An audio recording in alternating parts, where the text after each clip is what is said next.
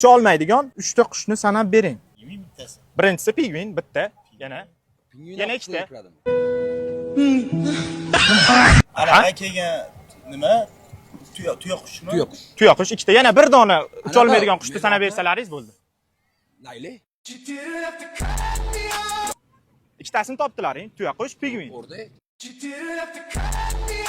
Ha, qush turini Ha, aytish kerak. umuman O'rdak.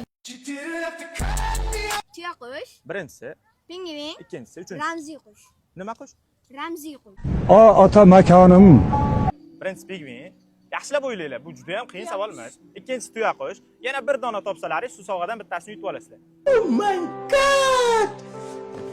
Qush turini sanab bering. Umuman yerdan ko'tarilib o'ynashlaring bilan o'ynashlaringdan o'ynashib qolsangizlar ham O'rdakmi? o'rdak salaringiz ay Qorikaga fiziyotlab keling, hoy ko'tiba. o'g'larni ichidan bittasini yutib olishlaringiz mumkin. Savolni yaxshilab eshitinglar. Bu savolimiz qani?